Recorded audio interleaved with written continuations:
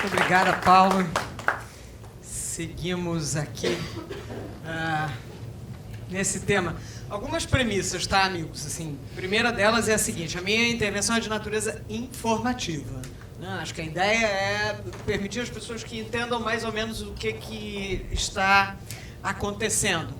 Segunda premissa é: a minha intervenção não compreende aprofundamento nas mudanças no RGPS, no Regime Geral de Previdência Social, que estou inferindo que a maior parte aqui é servidor ou está intimamente interessado no tema dos servidores. E o tempo é curto, e a emenda é longa, né? E os temas são muito complexos. A terceira premissa é o seguinte: no que diz respeito às regras de transição propostas para os servidores federais, também será um percurso assim mais genérico. Lembrando aos senhores, spoiler alert, que nós temos uma segunda edição prevista para essa discussão do tema da reforma da Previdência, agora no mês de julho. Uma última observação que não é uma premissa, mas quem já me conhece sabe, eu tendo a ficar informal ao longo da exposição. Isso é problemático, né? Então já peço de antemão a devida escusa, mas o assunto já é por si suficientemente áspero. Se também eu ficar muito, fica difícil, né? Então vamos lá. Vamos falar sobre o que muda com a PEC 6 de 2019 e o nosso percurso hoje vai compreender basicamente peculiaridades no processamento, quer dizer, o que está acontecendo do ponto de vista do processamento legislativo, o que há de novo, o que a gente pode esperar nos dias que se seguem, né? E aqui não é Band News, mas em 20 minutos tudo pode mudar, né?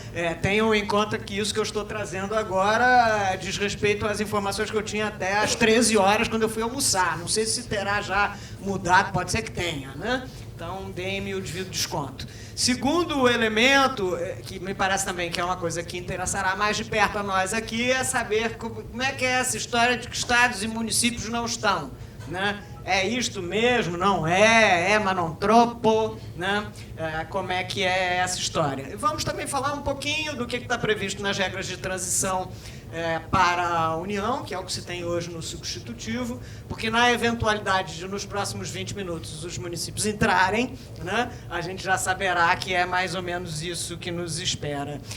Eu trouxe aqui a Paola Carosella só para dizer que eu estou muito empolgada, né? Não pelo tema, claro que não, mas primeiro que nós estamos com um belo auditório, né, doutor Paulo? Segundo, porque isso me traz de volta ao tema de pessoal, que é um tema que sempre me encantou a vida inteira. Vejo aqui o pessoal da área de RH, gente que já me acompanhou em outras trilhas, então, assim, é muito bom estar de volta nessa trilha, embora num momento, assim, meio complicado. Me lembro, amigos, eu, num dado momento, já contei essa história uma vez, mas, diligentemente, como mãe, virei para minha filha e disse assim: minha filha, quando mamãe tinha sua idade, a pessoa que tinha o curso superior e falava um idioma já se destacava no mercado de trabalho, era uma maravilha. Mas hoje em dia, filha, não é mais assim. Hoje em dia você precisa ter, além do curso superior, pelo menos uma pós, e o ideal é que você fale pelo menos 2 idiomas. Ao que ela me respondeu: tudo bem, mãe, mas tinha que ser na minha vez. Nós estamos vivendo mais ou menos isso, né? Pô, tanta emenda, tinha que ser na minha vez, não podia ser depois que eu me aposentasse, né? Eu, por exemplo, já experimentei a 20, a 41, a 47, a 70, eu estou colecionando emendas, é uma coisa extraordinária. Então, assim, não se sintam sós neste percurso, afinal, estamos todos nele. Muito bem, sobre o processamento, o que já aconteceu, né? A proposta foi encaminhada pelo Poder Executivo. A gente sabe que existia uma proposta anterior, a PEC 287, enviada pelo presidente Michel Temer, essa deu água, ficou por lá, né? O novo presidente encaminhou a proposta que assumiu o número de PEC 6 de 2019, e do ponto de vista de processamento de uma emenda constitucional, a lógica ela passa primeiro pela Comissão de Constitucionalidade e Justiça, que é uma estrutura que exerce, em tese, o controle de constitucionalidade de qualquer proposição legislativa, né? E depois, em se tratando de emenda constitucional, ela vai para uma comissão especial que supostamente aprofundará o debate político e tal. O que há de particular e por que eu estou trazendo essa informação para os senhores? Esta passagem na CCJ, na Comissão de Constitucionalidade e Justiça, ela, em tese, deveria resultar em ok para o texto ou não para o texto, né? Do ponto de vista estritamente regimental, você não pode proceder a alterações do texto de uma proposta de emenda constitucional quando isso está passando pela Comissão de Constitucionalidade e Justiça. Esse tema foi suscitado na Comissão de Constitucionalidade e Justiça ao longo das sessões onde isso se debatia. Alguém disse, podemos mudar o texto? Suscitou uma questão de ordem, né? E o presidente da comissão disse, não podemos mudar o texto. Do ponto de vista regimental, o momento para mudar o texto é na comissão especial. Mas, não obstante isso, os inúmeros acordos políticos que vêm permeando aí a PEC número 6 já levaram a um twist, e já na Comissão de Constitucionalidade e Justiça a gente teve alteração do texto, que já é uma coisa atípica, né? Bom, mas o que mudou quando passou pela Comissão de Constitucionalidade e Justiça? O projeto todo já tem como um dos seus elementos, né, está na sua espinha dorsal, a desconstitucionalização da matéria do regime de previdência, né? E no texto original, a previsão era de que as leis que venham a regular o sistema previdenciário eram de iniciativa privativa do presidente da República. E isto foi uma das coisas que foi alterada ainda na Comissão de Constitucionalidade e Justiça, ao argumento de que não se queria conferir ao chefe do Poder Executivo a possibilidade de controlar integralmente o processo de aprovação da emenda, né? Então, isso foi uma particularidade no processamento. Pois bem, aprovado na Comissão de Constitucionalidade e Justiça, a proposta é encaminhada à Comissão Especial, onde se discute o mérito da proposição. Se a proposição é boa ou não é, se o que ela está trazendo vai dar resposta aos problemas que já foram identificados ou não, se os números corroboram essa proposta, etc, etc. Isso é o que se discute na Comissão Especial. O que temos de particular no processamento desta emenda é que, em tese, na Comissão Especial você discute, quer dizer, há um prazo de 10, toda a deliberação ao longo da Comissão Especial, dentro da Comissão Especial, deve se dar em 40 sessões. Do ponto de vista regimental, em 10 sessões se apresentam propostas de emenda, depois disso se discutem as propostas apresentadas em 30 sessões, e disto pode resultar a aprovação do texto ou a apresentação de um substitutivo, né, de um texto distinto daquele que foi encaminhado originalmente. O que aconteceu com esta proposta? Depois das 10 sessões já veio o substitutivo, e isso também é particular, que normalmente o substitutivo virá depois que a discussão está encerrada, a discussão ali na comissão, né? E nós tivemos essa novidade. O relator, quando consolidou as propostas de emenda apresentadas pelos parlamentares, já trouxe um substitutivo, e é sobre este que eu vou estar conversando um pouquinho. Bom, o que resta ainda? Como as sessões ainda não acabaram, ontem havia sessão, hoje pela manhã também havia sessão, as tais 30 sessões de deliberação que faltam para chegar ao número 40, né? Como as sessões ainda não acabaram e as negociações políticas seguem acontecendo incessantemente, é previsível que, ao término das sessões, ainda na comissão especial, se tenha novo substitutivo, né? Então, é a própria Band News. Em 20 minutos, tudo pode mudar. Então, estamos conversando sobre um texto que pode ser que não subsista até a semana que vem. Há indicativos de talvez uma votação na semana que vem. Enfim, vamos ver. O dia insiste em ter 24 horas, Paulo, que é uma coisa muito aborrecida, né? Porque a gente não consegue acompanhar tudo na mesma medida, né? Muito bem, então esta é a situação. Na eventualidade de apresentação de novo substitutivo, este aprovado na Comissão Especial é o que será remetido para a deliberação nas duas casas do Congresso Nacional, no processamento natural de emenda. Mas o que se imagina é que o que saia da Comissão Especial já seja fruto, mais ou menos, das principais negociações estabelecidas entre o governo e os partidos que o apoiam. Por isso, esse é um momento ainda muito sensível para a gente entender o texto que está proposto, né, e o que venha por aí, né? Muito bem, sobre isso já falamos. Muito bem, quais são os eixos principais, antes da gente entrar especificamente na proposta, no texto que resultou do substitutivo da PEC 6? Quais são os eixos principais da proposição? Quer dizer, em verdade, esta nova reforma da Previdência segue na trajetória histórica que já se referira o Dr. Paulo Mendonça antes de mim, né? O texto constitucional originário, gente, eu tiro e ponho esse óculos, eu estou brigando contra ele porque eu não quero incorporá-lo, né? Mas tem horas que eu não consigo, é uma coisa vexaminosa, né? Muito bem, vamos lá. deixar ele um pouquinho. O texto original da Constituição de 88, ele continha dois grandes sistemas de previdência, que era o regime geral de previdência social, que é do trabalhador da iniciativa privada, e o regime público, e eles eram substantivamente diferentes. E as propostas de emenda, as emendas constitucionais aprovadas ao longo do tempo, vieram empreendendo uma aproximação. A lógica era, olha, não faz sentido distinguir trabalhadores.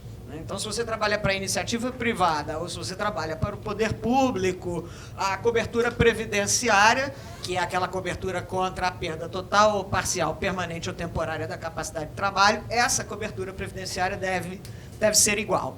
E como o regime era substantivamente diferente no texto da Constituição de 88, isso veio acontecendo paulatinamente. Então, todas essas emendas que já aconteceram navegam nesta trilha de empreender uma aproximação entre o sistema previdenciário dos trabalhadores da iniciativa privada, vinculados ao regime geral de previdência social, e os que, como nós, somos vinculados a um regime público. Muito bem. Segundo eixo, e essa é a novidade desta emenda, isso não apareceu em nenhuma outra das proposições anteriores, segundo eixo de modificação é a desconstitucionalização da matéria de benefícios previdenciários. O que quer dizer isto? Né? Hoje, né, e ao longo do tempo todo, as condições para a usufruição de um benefício previdenciário, para você alcançar a aposentadoria, alcançar uma pensão, estas condições estavam expressas no texto constitucional. Né? O pessoal que trabalha aí na área de RH, a consulta era ao texto constitucional. Idade, tempo de contribuição, isso, aquilo, os requisitos todos estavam no texto constitucional. E eram iguais para qualquer nível federado. A proposta veiculada na PEC 6 pretende tirar o tema do texto constitucional e remeter o tema à legislação ordinária. Sob que argumento? Por que tirar do texto constitucional? Bom, é claro que estar no texto constitucional traz um enrijecimento para a matéria. Mudar, não obstante a gente já esteja alcançando a centena de emendas constitucionais, mas mudar tem um custo político, tem um tempo de processamento e tal, mais penoso do que da legislação ordinária.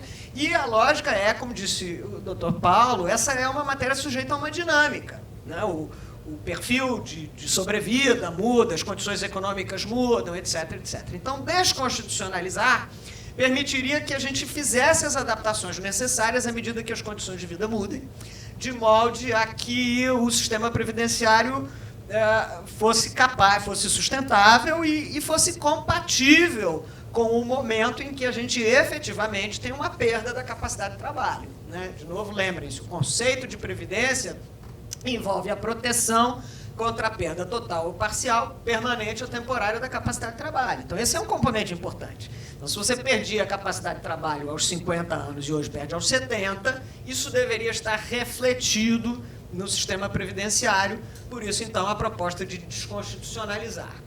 Terceiro eixo importante da proposta, e esse já foi afastado no próprio substitutivo, é a introdução do sistema de capitalização. Né?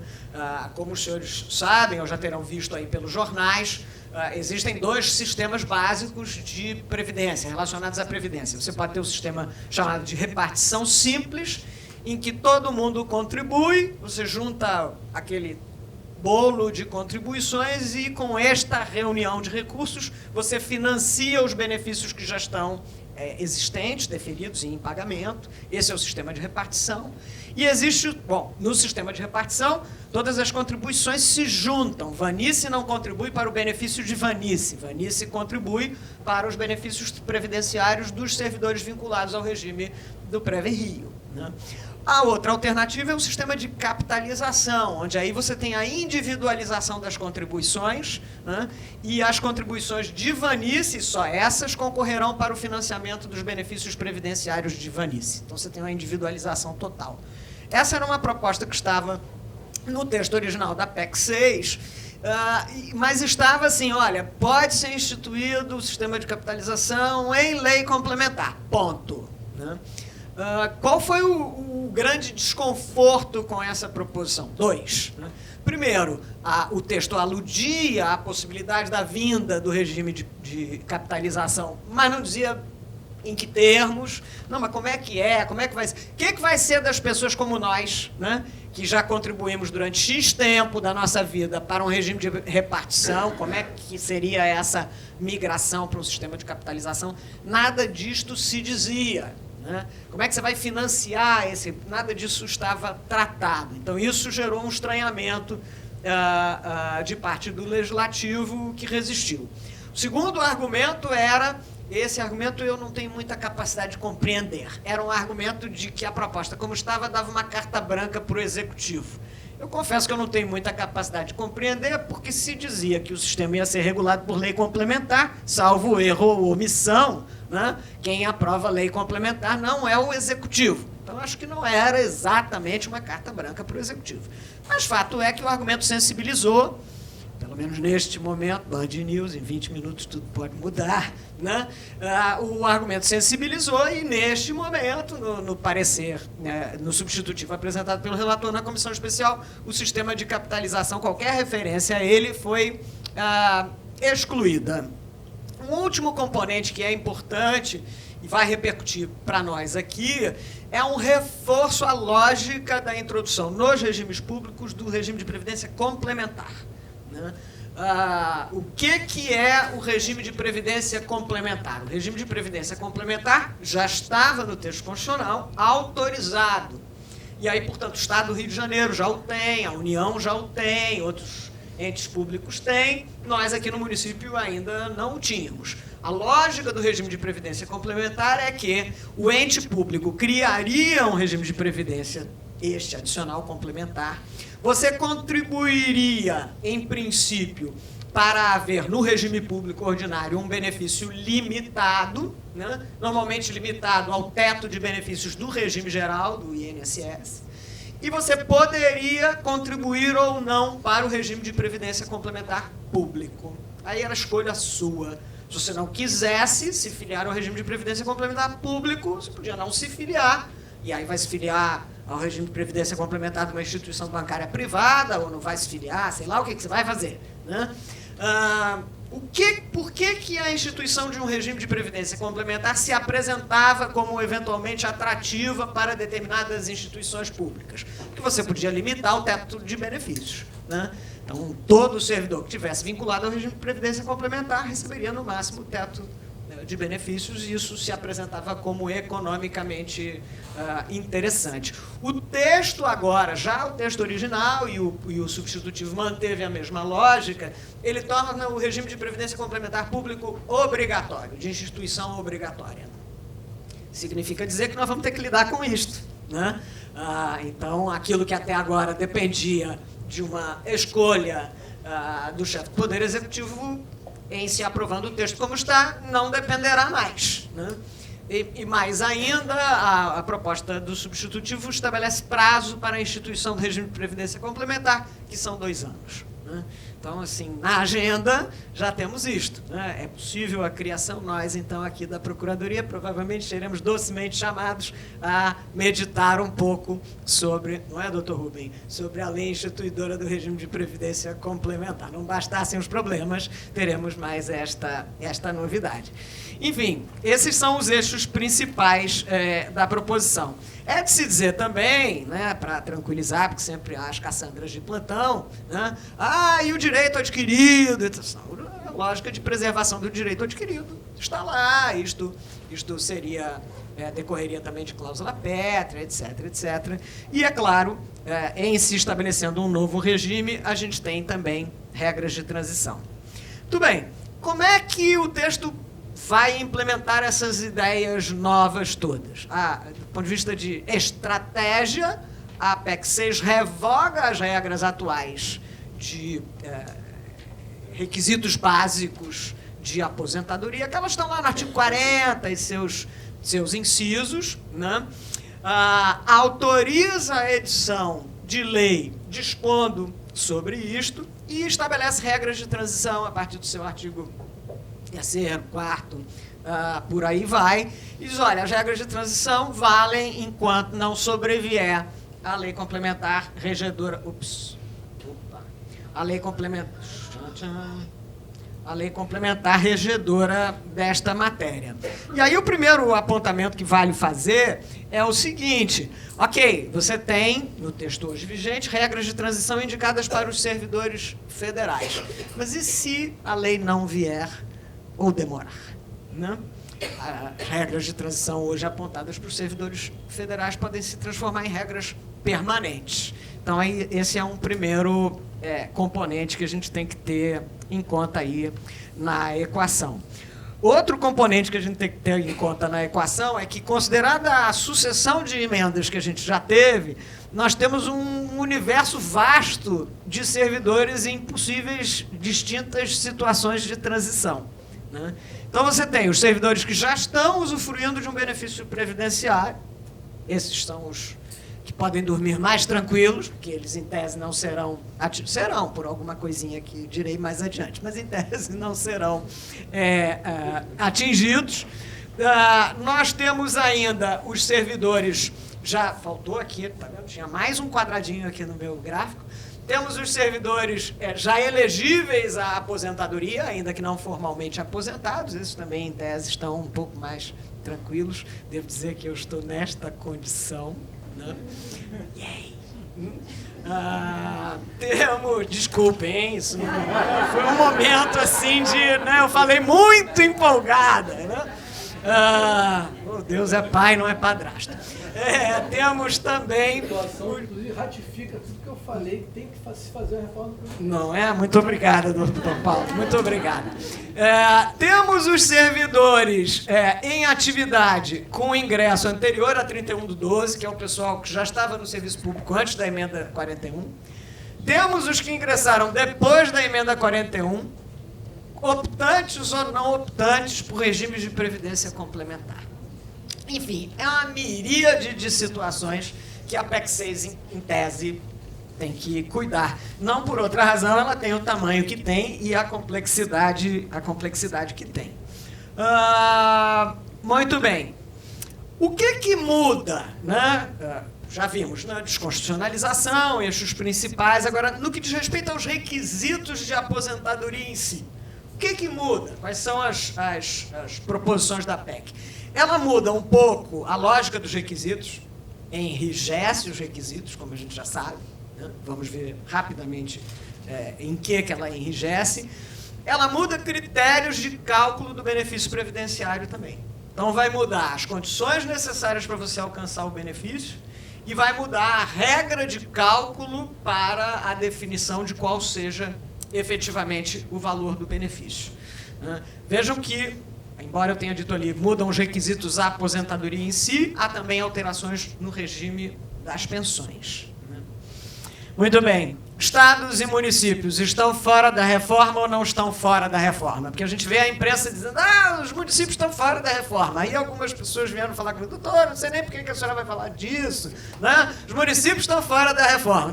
Amigo, nunca é tão simples, né? Especialmente essas alterações que... há uma... Agora, enfim, em que pese meu tom sempre mais coloquial, mas há uma narrativa, amigos, que a gente tem que romper, que é a narrativa de que nós somos a raiz de todos os males, e da crise fiscal, e das causas de ineficiência, né? Esta é uma narrativa que se constrói porque a gente é alvo fácil desta narrativa, porque nós somos uma elite, somos mesmo, né, considerado o cenário nacional, um servidor público estatutário de um município de capital, como é o município do Rio de Janeiro, são servidores de elite. Então, nós integramos uma elite que tem algum grau particular de proteção pelas razões que todas nós sabemos. E aí é muito fácil dizer, são os privilegiados, são os isso, são os aquilo. Então, existe esta narrativa que a gente tem que ser capaz de desconstruir de alguma maneira. Nós precisamos nos empoderar, né? nos assenhorear desta realidade e tentar quebrar esta narrativa. Isso não vai se fazer em 1 ano ou 2 anos. anos, né? Mas isso tem que ser um compromisso nosso de todos os dias. A gente não pode permitir que essa narrativa persista, porque todos nós teremos aqui uma história muito relevante de sacrifício pessoal, de envolvimento direto em questões da coisa pública, de defesa da coisa pública. Eu aqui, olhando, tenho umas 3 dúzias de rostos em relação aos quais eu posso identificar qual seja a história que rompe essa narrativa. Mas, enfim, só fechando aqui o parêntese. Estados e municípios, fora da reforma ou não estão fora da reforma? Por que se diz que estados e municípios estão fora da reforma? Porque, como eu disse, um dos eixos principais da proposição é a desconstitucionalização. Então, você desconstitucionaliza, remete para a disciplina dos requisitos do benefício previdenciário para lei e tem regras de transição. Por conta das dificuldades políticas aí de aprovação, num dado momento se entendeu que os governadores estavam fazendo jogo duplo, né? Estão dizendo para a imprensa que apoiavam a iniciativa, mas dizendo aos seus correligionários que não votassem, ou coisa que o valha. E aí, para, enfim, docemente constranger governadores a se envolverem mais na aprovação, o que se fez? O texto se apresentou dizendo o seguinte: olha, nós vamos desconstitucionalizar, portanto, a disciplina no texto da Carta de 88 nessa matéria vai sair. Nós vamos, na PEC, estabelecer regras de transição para os servidores federais. Estados e municípios vão aprovar suas próprias normas. Então, essa é o comando, né, ou a inspiração que está no substitutivo do relator, que levou a esta afirmação: estados e municípios estão fora da reforma. Estão fora da reforma no sentido de que as regras de transição, que estão traçadas na PEC, no substitutivo da PEC 6, não se referem a servidores estaduais e municipais, ao contrário, delegam a estados e municípios a competência para dispor sobre os requisitos específicos de aposentadoria e sobre as regras de transição e sobre várias outras coisas. Então, da maneira como o texto está veiculado hoje, em tese, você teria, aliás, surgirá aí uma categoria constitucional que eu ainda não conhecia, não sei se o professor Marco Antônio talvez conheça, né? Que é uma norma constitucional que vigerá para uns, mas não para outros. Isso, eu não conhecia isso, Marco Antônio, né? O artigo 40, nos termos que está posto hoje, aprovado o projeto como apresentado, ele não vigerá para a União, mas vigerá para nós, enquanto não aprovada a lei municipal que regule a matéria. É uma coisa muito doida, né? Vivemos para ver isto. Enfim, essa é a proposta como está veiculada. Ok, quando a gente tem a informação de que essa é a orientação da emenda, a gente fica, tá bom, então nós não temos que nos preocupar com ela, nós temos que nos preocupar com a lei que virá quando o município for regular a matéria, né? Só que isso é um equívoco, porque a leitura do texto mostra que em vários pontos os comandos novos da PEC 6 já se aplicam a estados e municípios. E aí, portanto, há um volume razoável de modificações que independem dessa disputa entre governadores e presidência da República, etc, etc. Então, há um volume razoável de modificações que já no texto que está apresentado hoje se aplicaria a nós, né? Então, o esquema lógico, como eu disse, do texto, já vamos ver quais são as modificações que se aplicariam a nós, mas o esquema lógico do texto, como está proposto hoje, o artigo 40 disporá sobre os tipos de benefício possíveis. Então, o artigo 40 ainda dirá, aplicável a todos os níveis federados, olha, existe a aposentadoria por tempo de contribuição. Existe a aposentadoria, que agora se chamará por incapacidade permanente para o trabalho, que a gente conhecia como aposentadoria por invalidez. Existem as aposentadorias especiais, que hoje se aplicam a atividades perigosas, insalubres, magistério, pessoa com deficiência. O artigo 40 ainda dirá isto. Tá bom, mas quais são as condições para eu me aposentar por tempo de contribuição? Isso a Constituição não dirá mais, né? A PEC tem a regra na transição, mas o texto permanente da Constituição não mais dirá quantos anos de contribuição, qual a idade, qual isso, qual aquilo. Isto será desconstitucionalizado. Então, o texto terá a previsão genérica dos tipos de benefícios. O RGPS se apresenta como paradigma, né? Em muitas coisas o texto dirá, olha, nunca superior ao RGPS, não diferente ao RGPS, dentro daquela lógica que eu mencionei de aproximação entre os dois regimes, e aí lei reguladora de cada qual dos entes federados estabelecerá os seus novos requisitos para a oferição dos benefícios e as suas próprias regras de transição.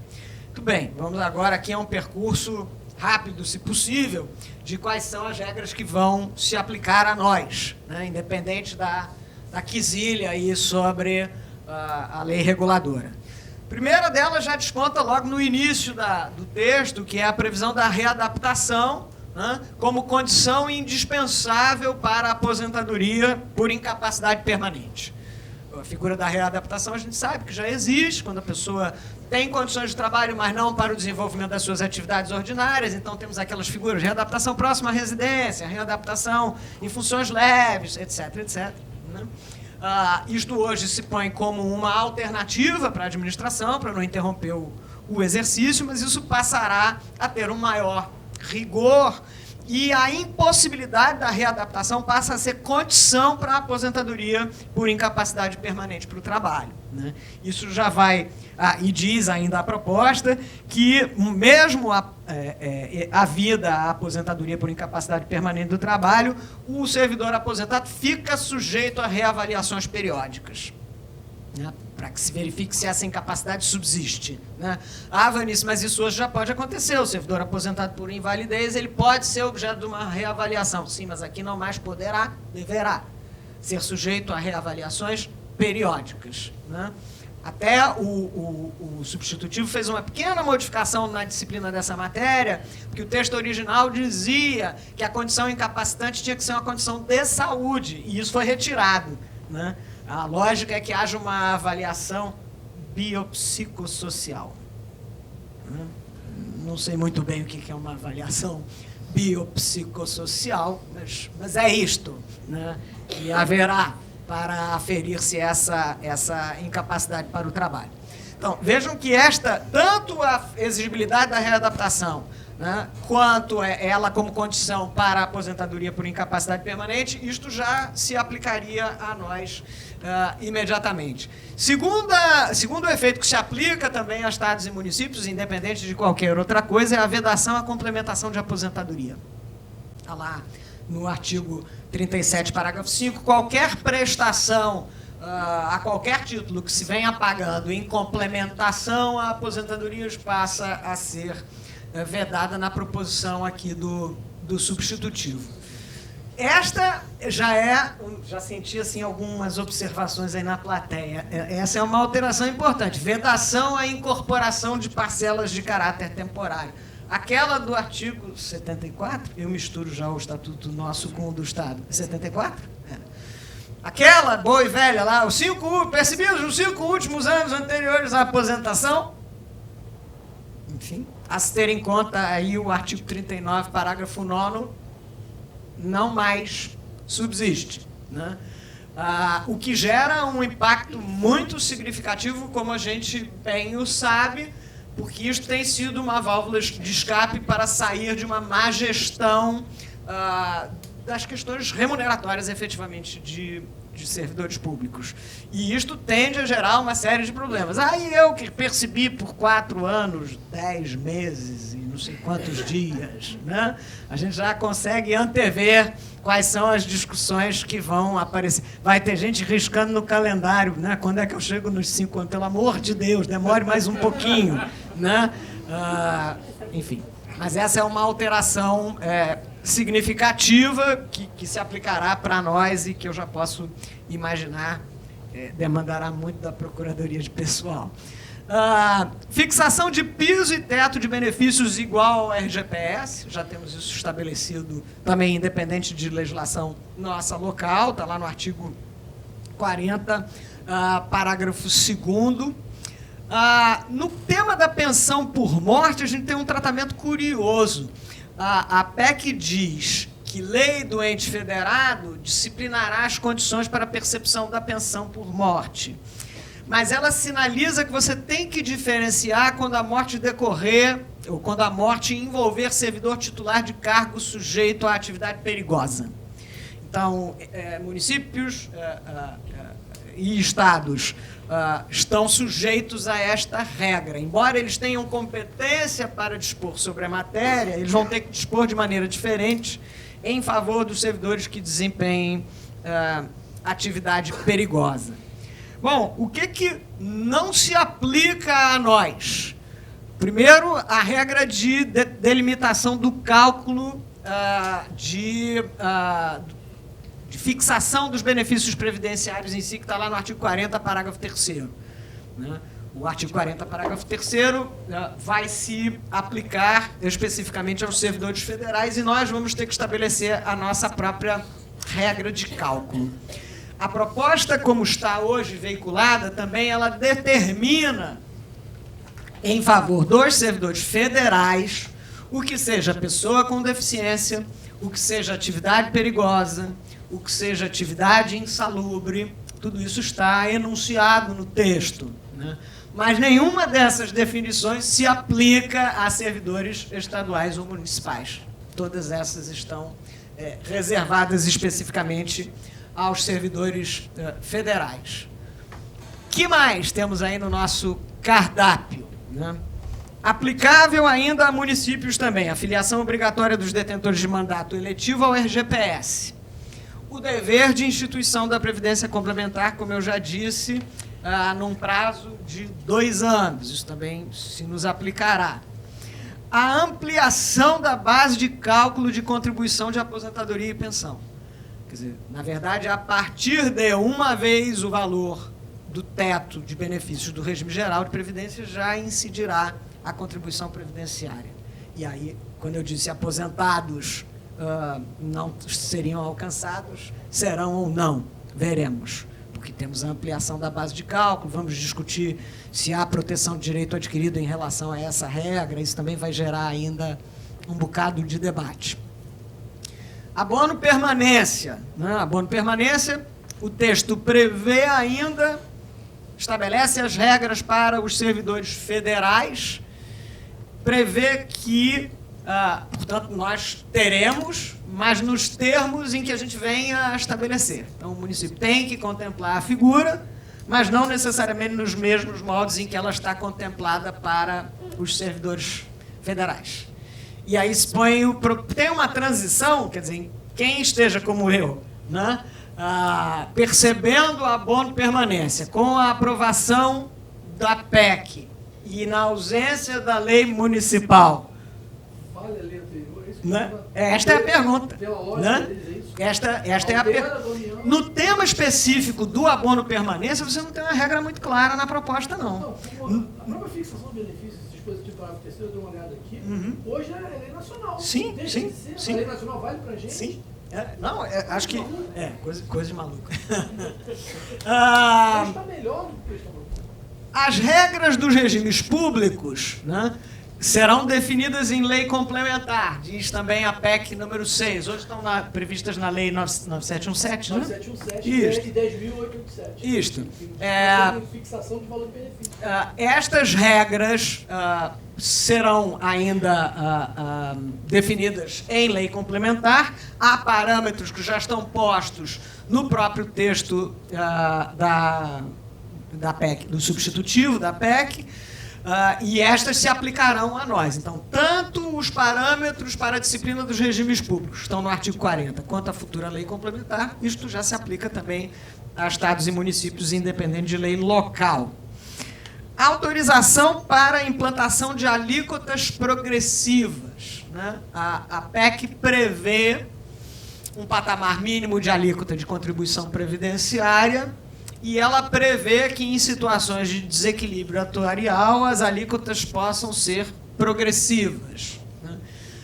Então, temos, em tese, a partir já do texto, a autorização para isso, mas não temos a definição das condições em que esta alíquota progressiva poderia ser deflagrada, né?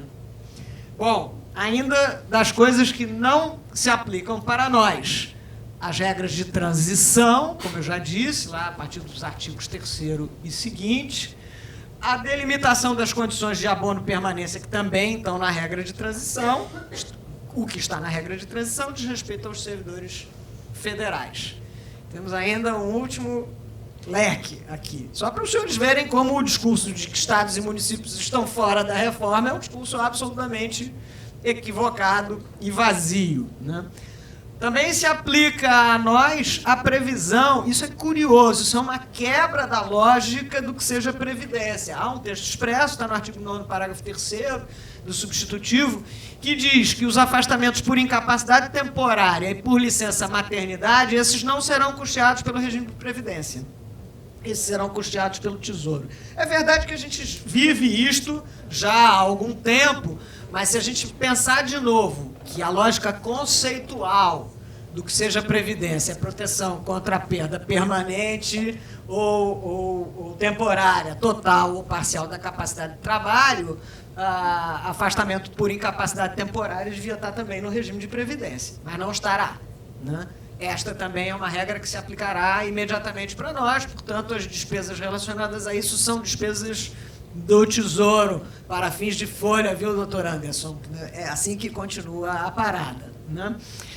A alíquota previdenciária simpática passa a 14%. Né? Nós temos, a rigor, a previsão disto no artigo 9º, parágrafo 4º, combinado com o artigo 11 do substitutivo, hoje, né?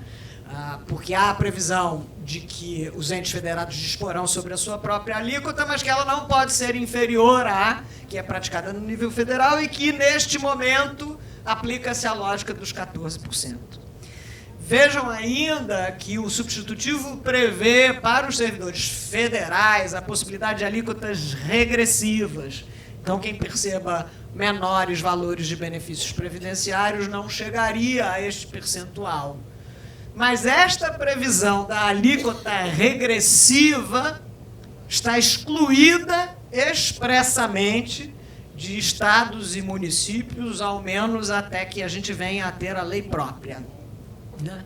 Significa dizer, aprovado o texto como hoje proposto, para nós vigeria a alíquota de 14% uniforme para todo mundo, independente do seu patamar de remuneração. E nós poderíamos ter a oportunidade de, depois, em lei própria, estabelecer as alíquotas regressivas. Aqui uma previsão que minha memória histórica indica perigosa. Autorização para outorga de empréstimo consignado em favor dos segurados dos regimes públicos. Quem já tem mais triênio, né, sabe que isto já aconteceu no passado, que os regimes de nosso regime de previdência, houve uma época que houve uma coisa que se chamou empréstimo sem destinação, né? Quem tem mais triênio lembra aí disso. Foi R$2.000, que na época era dinheiro. R$2.000, sei lá, talvez uns 10 mil hoje, né, Alexandre? Uma coisa por aí, né? Era dinheiro. Você podia pegar emprestado, não precisava dizer para quê. Dá um dinheiro aí. Aí o Previ, piba, compareceu com o dinheiro. E você devolvia, acho que em 10 vezes, sem atualização. Isso num período de inflação acelerada, amigos. 2 dígitos por mês, né? Então, vejam bem, a previsão desta autorização, que a alguns pode parecer simpática, né? Que beleza, vou pegar um empréstimo. Mas isto reflete na saúde financeira do seu regime previdenciário. E há uma outra perplexidade, que é o seguinte: a autorização para esses empréstimos está no artigo 9º, parágrafo 7º. Mas o artigo 167, que é um artigo lá da disciplina do direito financeiro, né? Aquele que a gente passa ao largo, né? Que não gosta do direito financeiro. O artigo 167, no seu inciso 12, estabelece que os recursos dos fundos previdenciários só podem ser utilizados para fins especificamente previdenciários. Então, eu ainda tenho uma perplexidade. Acho que os dois dispositivos estão conflitando. Porque se só pode ser usado para fins previdenciários, não pode ser usado para fins de empréstimo, né? Vamos ver como é que isto vai se solucionar no avanço. Temos uma vedação à adesão dos detentores de mandato eletivo aos regimes públicos, está lá no artigo 14, né? E temos uma complicadíssima regra de vedação da acumulação de pensões com aposentadorias, né? Eu tinha tentado me animar a fazer um gráfico aqui, mas confesso que pensei duas vezes. Quem sabe para a edição mais aprofundada, porque é muito complicada mesmo essa regra de acumulação de pensões com aposentadorias. Quer dizer, em tese, ela lida com a ideia de que as acumulações constitucionalmente permitidas, ok, né? Mas as situações em que envolva um servidor detentor de acumulação, também beneficiário de uma pensão por morte, de um ex-cônjuge e tal, essas estão muito intrincadas. Eu confesso que não me animo ainda a dizer aos senhores o que acontecerá daí. Isso é um ponto para a gente prestar atenção, né? Muito bem. O que o município deverá prover? Estou terminando meu pacote más notícias, né? O que o município deverá prover, né? Temos lá previsão de, a par, é claro, da lei com os requisitos específicos para a aposentadoria. Nós vamos ter que disciplinar o critério de atualização dos valores de remuneração utilizados para o cálculo do benefício previdenciário. Porque na lógica da proposta de agora, né, você vai ter que considerar toda a remuneração que a pessoa percebeu ao longo de toda a sua vida laboral, para com isso poder empreender o cálculo do benefício previdenciário. Eu fico, graças a Deus que isso não vai acontecer comigo, porque eu tenho umas 4 reformas monetárias na minha trajetória pessoal. Vocês veem que a minha vida foi conturbada, né? 3 reformas previdenciárias, 4 reformas monetárias. Eu comecei ganhando, já nem me lembro o que eu comecei ganhando, sei lá, Cruzeiro Real, Cruzado, Novo, Velho, URV... Toda hora mudava isso. Cara, se tivesse que pegar essa tralha toda e atualizar agora para calcular o benefício, o pessoal do RH ia se suicidar, né? Paga aí para ela o que ela vinha recebendo agora, que essa conta é muito difícil, né? Mas, enfim, a lógica da proposta é esta. E aí, portanto, nós vamos ter que prever em lei local o critério de atualização desses valores de remuneração ao longo de... Fico imaginando a Câmara dos Vereadores fazendo cálculo de matemática financeira de como eu vou atualizar os valores de quem ganhava Cruzeiro Real em 1985. Vai ser um espetáculo, né? Atuário no Pré-Rio está ótimo. O problema é se tem atuário na Câmara, que é isso que eu não sei se tem, né? Muito bem.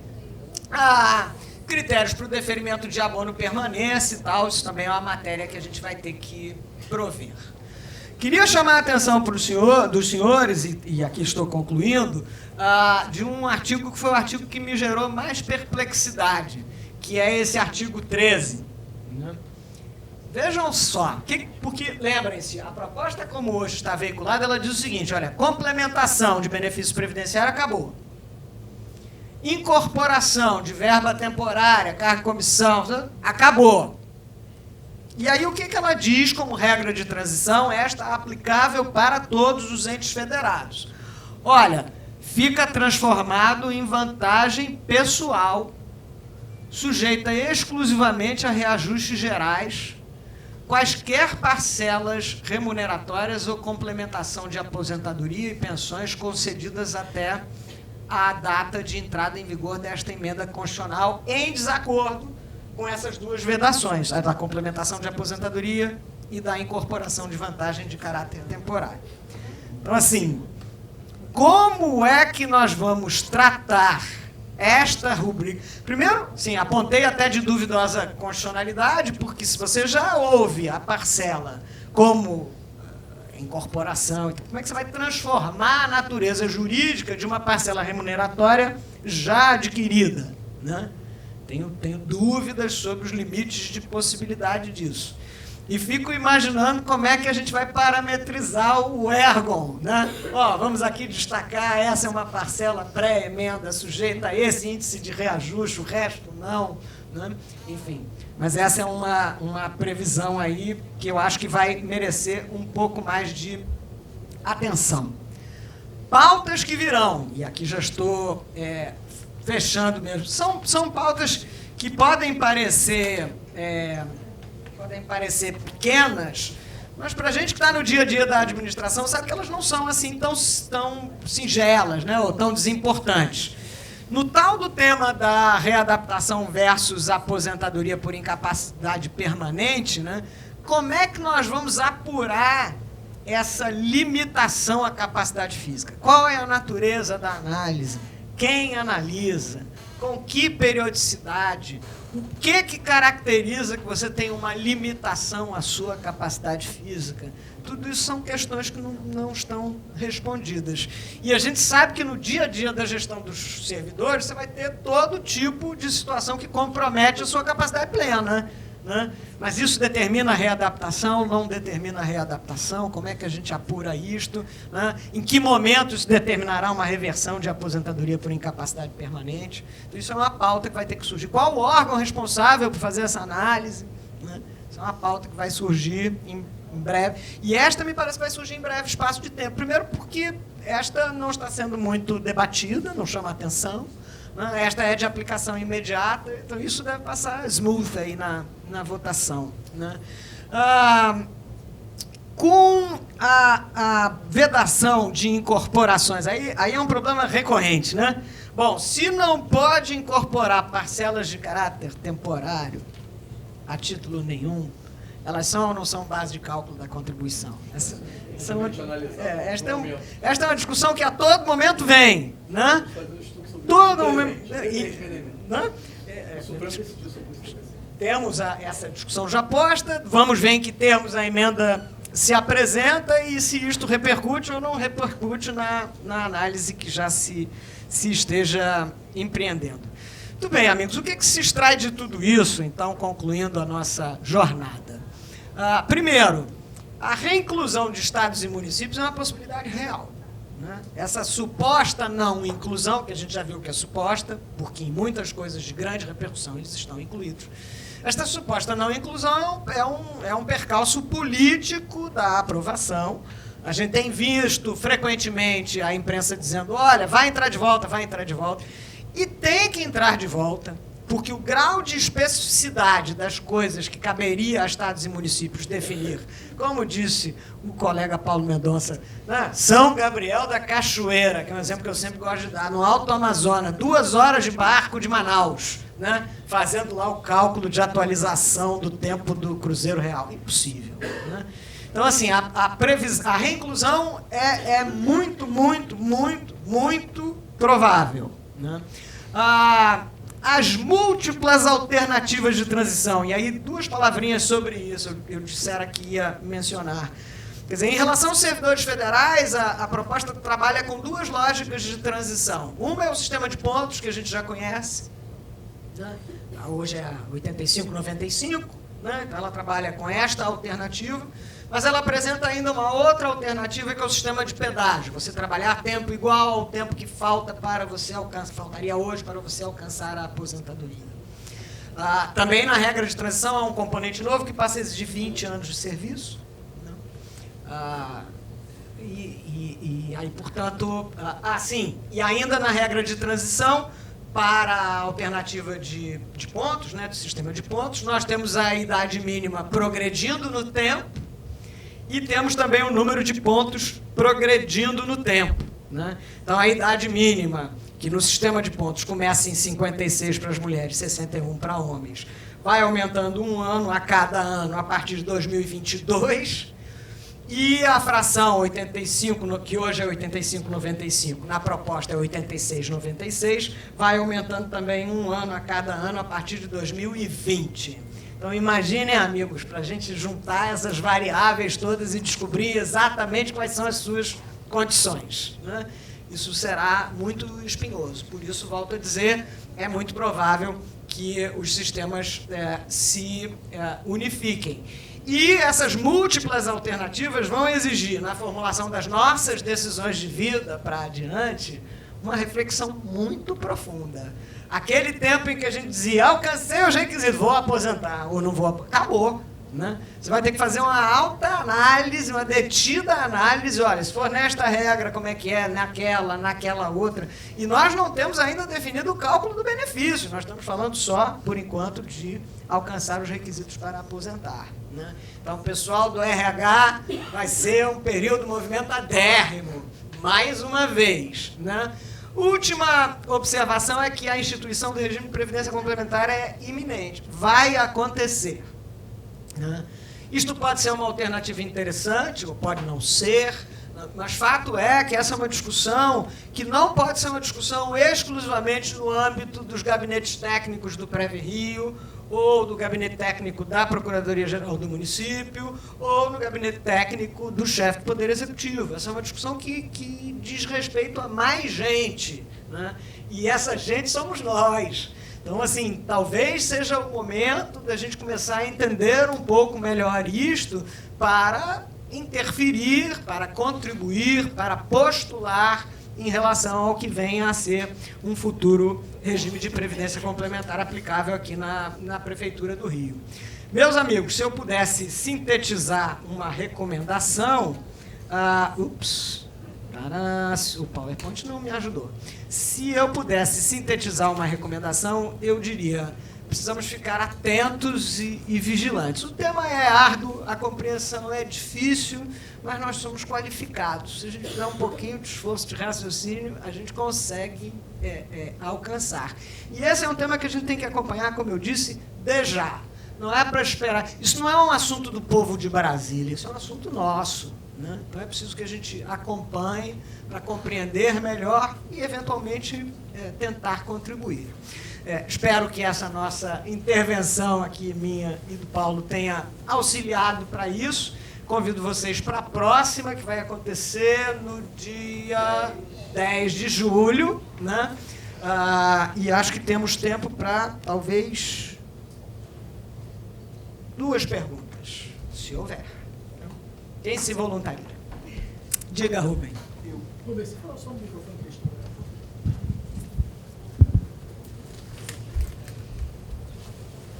que Alô.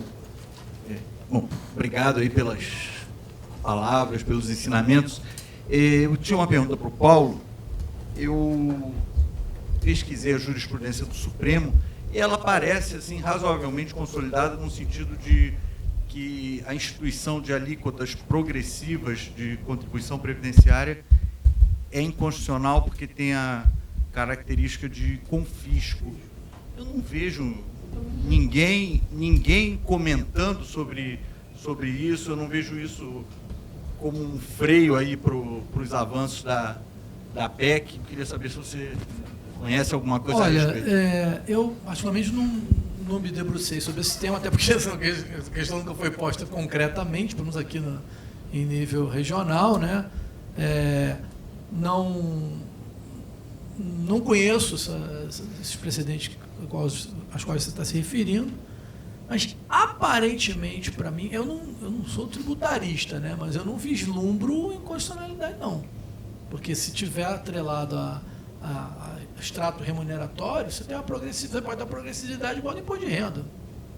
Acho que conceitualmente você tem esse dado. A menos que fosse uma alíquota abusiva, assim, uma coisa 40% da remuneração para o nível mais alto, uma coisa meio, aí sim, confiscatória. Mas se você tivesse alíquotas diferenciadas por faixa de renda, para mim, pelo menos, como não especialista em direito tributário, não me parece confiscatório, não.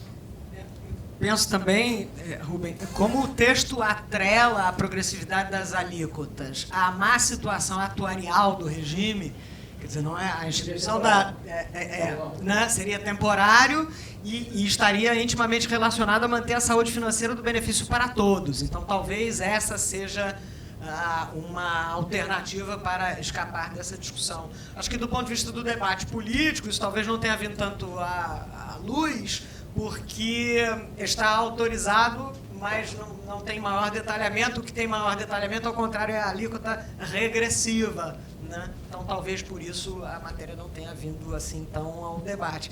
E há previsão, inclusive, de que esta situação de desequilíbrio atuarial que autorize a alíquota progressiva vai ser disciplinada também na lei.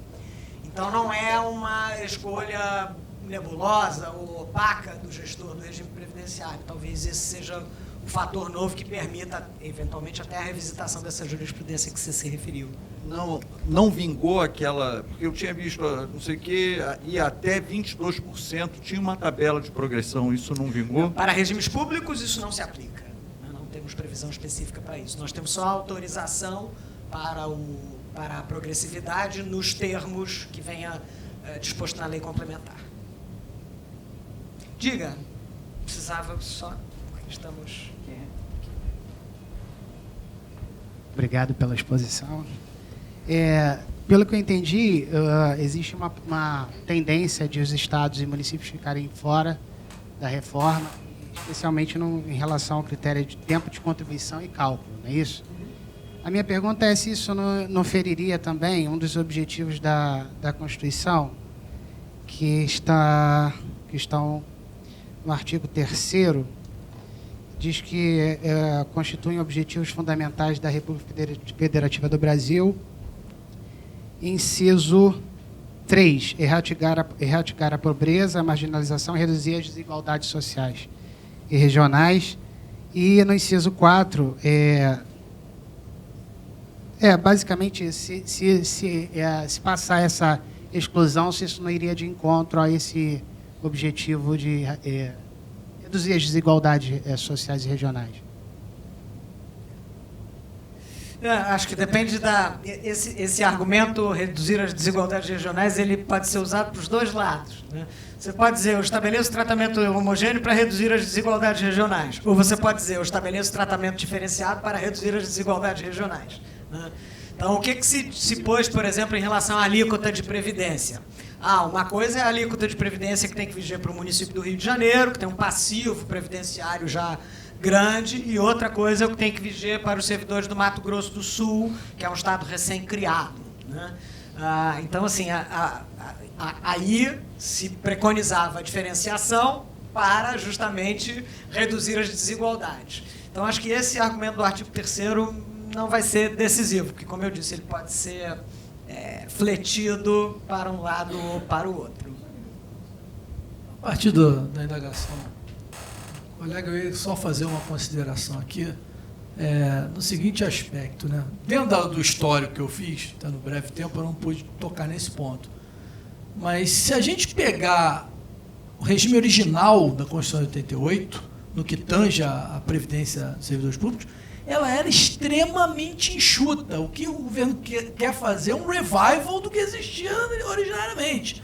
Na verdade, a emenda 20 é que detalhou regime previdenciário público na Constituição. Foram inseridos diversos parágrafos no artigo 40 que não existiam, né?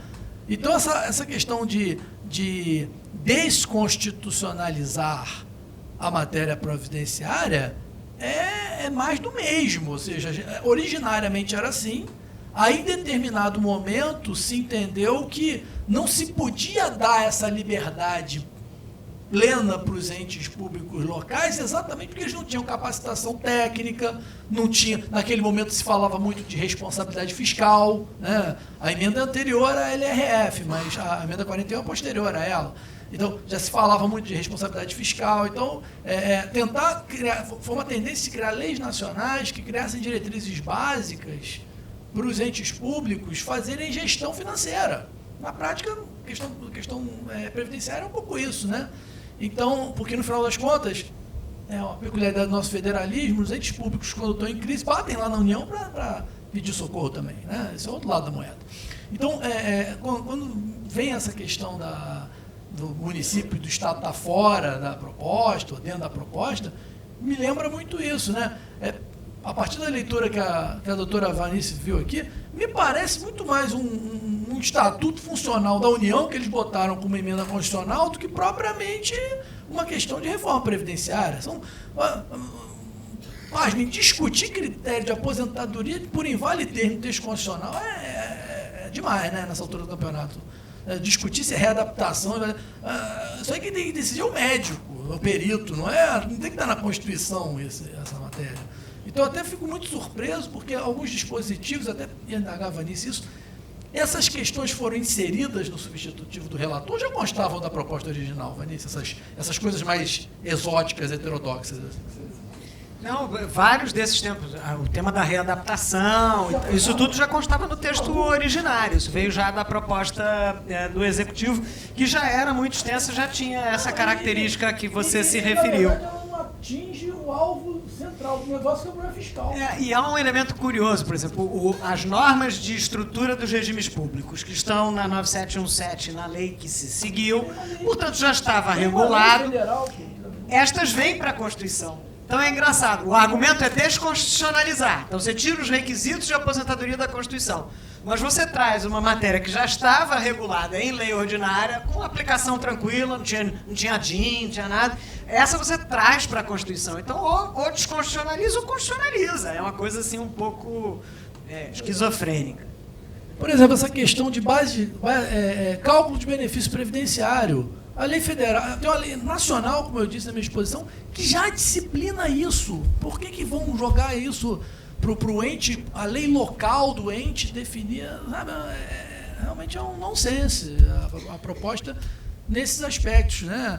Talvez se tivessem pensado numa proposta menos abrangente, que atingisse realmente os pontos nevrálgicos da questão, como aí sim a questão de idade para aposentadoria, né, questão de saúde financeira atuarial dos sistemas, isso tem que ser constitucionalizado. Mas ficar discutindo se a aposentadoria é por invalidez ou o sujeito vai ser readaptado na Constituição não faz o menor sentido. Meus amigos, acho que com isso temos por concluída a nossa jornada previdenciária, né? Queria agradecer muito quem tirou horas aí do seu dia de trabalho para estar aqui discutindo esse assunto. Dizer que, como vocês viram, a intervenção foi filmada e estará disponível no canal da PGM no YouTube, né? Aliás, todas as intervenções têm acontecido aqui no Centro de Estudos, têm sido objeto de registro em filme e estão disponibilizadas no canal da PGM do YouTube. Assistam, deem like, cliquem, façam tudo que é próprio das mídias sociais. Sigam-nos no Instagram, né? Como eu disse, temos a nossa própria versão aqui. Temos um calendário de coisas para acontecer. Vamos ter um evento sobre Lei Geral de Proteção de Dados, a administração pública como gestora de dados. Temos um evento sobre deferência para com as escolhas administrativas planejadas. Temos muita coisa para fazer e temos todo o interesse em ouvir a sugestão de vocês de mais coisas que a gente possa fazer. No mais, obrigado, boa tarde.